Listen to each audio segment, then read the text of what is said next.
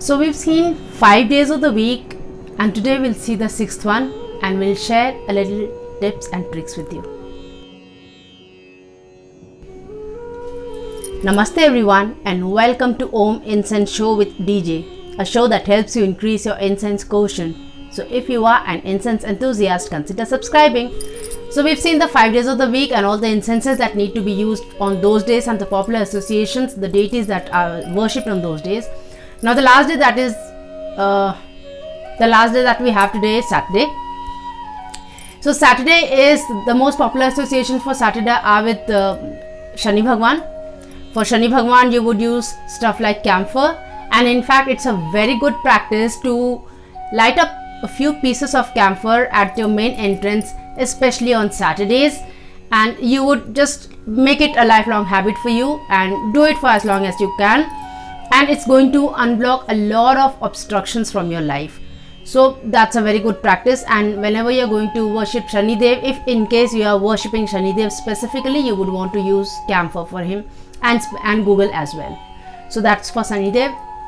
The other deity is Hanumanji. We've already discussed Hanumanji. If you haven't watched that Tuesday episode, you might just want to watch it somewhere. So that's Hanumanji. Hanumanji, like it's mostly it's chameli and it's mogra and chandan.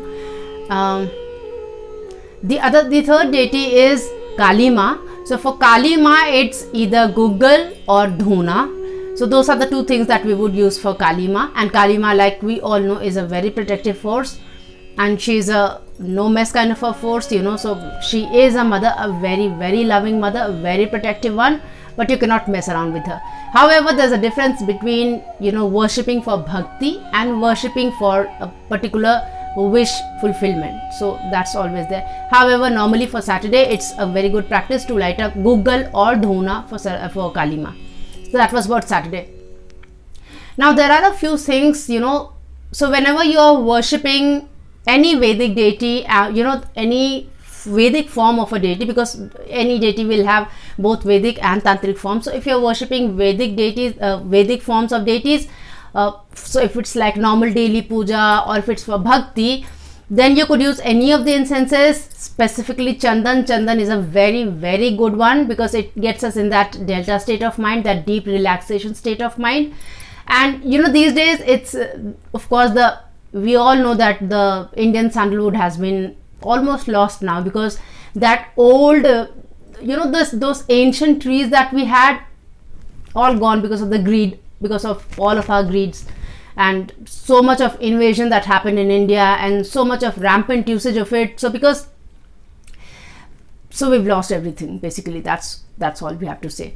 However, these days Indian sandalwood is grown also in Australia, where Australian sandalwood is grown, and there are some kind of sandalwood that's grown in Hawaii also. So many people have, you know, access to good quality sandalwood.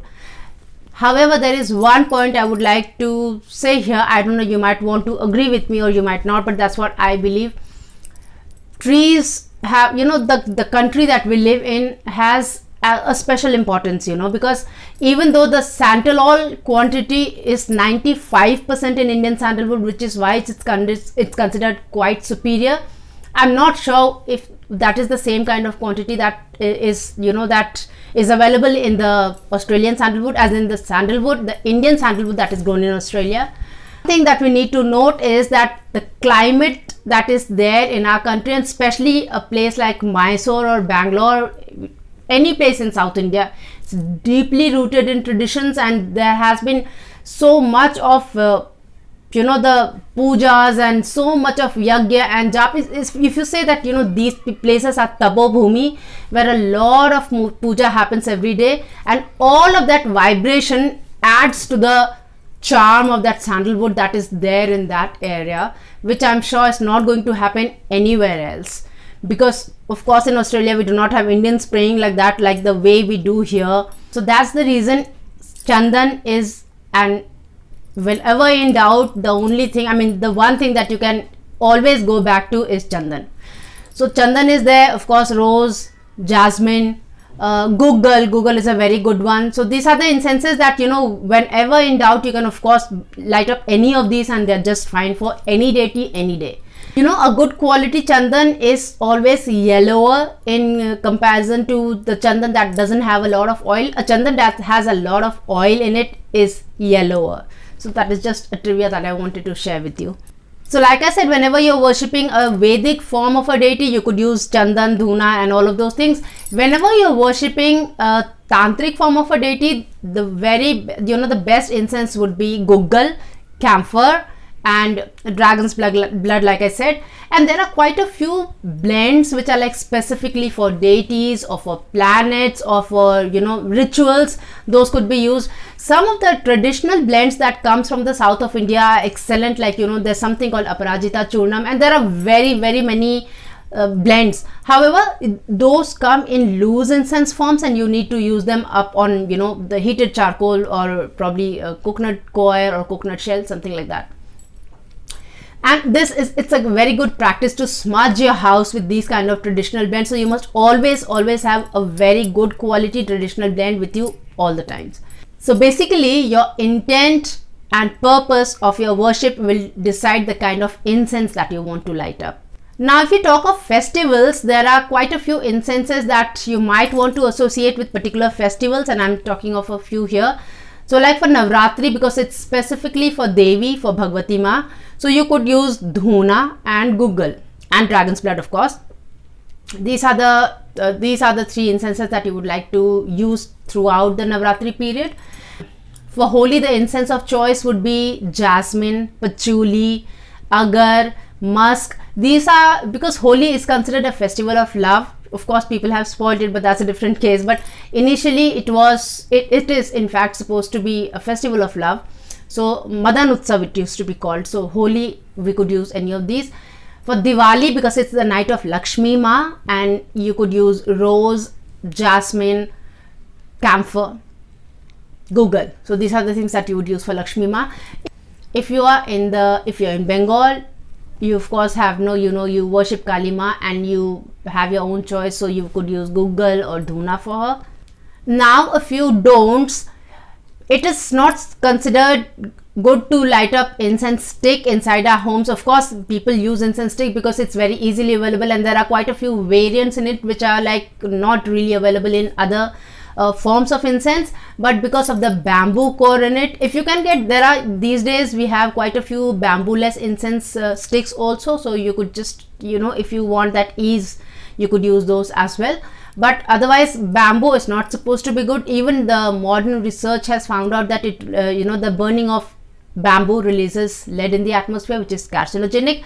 And traditionally also, even in our Indian Vedic texts, bamboo is not supposed to be lit up inside of the house. Bamboo is not supposed to be set fire to. So you might just want to stay away from incense sticks if possible.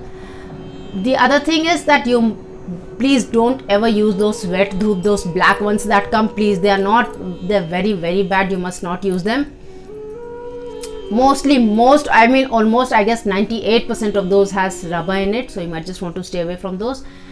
The third kind of incense is flora incense. Flora incenses are supposed to be really good, but depends on where it has been manufactured. Most people in the south of India use good quality stuff for the flora incenses. If you get something from the south, you can be sure that 99% it's a good quality product. However, in other parts of India, when flora incenses are made, they of course use rubber processing oil, which is called RPO in it. I am not really sure how many incense makers do that, but yes, there is a commercial formula which has of Flora Batti, which has RPO in it. So that's just something you might want to keep in mind. And like always, south of India has the best quality of incenses that are available to us. So when in doubt, of course, go for the southern ones. And if you remember, I earlier told you also that there are a very few Loban incenses that I mentioned in the daily incense guide that I've done, because some people believe that Loban is supposed to attract evil entities to you. I'm not really sure about that, but I haven't found of instances of Loban being used for many deities, so that's the reason I just omitted it. If you like to use it, of course you can always use it, because I also like Loban a lot, but I did not want to mention it here because of the same reason that I just said. So that's all for the episodes. If you have any doubts, because I've thrown away so much of things at you, you might just want to, you might have a lot of doubts. So in case you want to ask anything, just let me know in the comment section below. And if you think you learned something from this and somebody else can learn something from it too, share it with them. If you enjoyed it, give it a like. It really helps me as a creator. This is Dolly Jha here, and I thank you so much for watching this entire series and for this episode. Till we meet again next, take very good care of yourself. Namaste.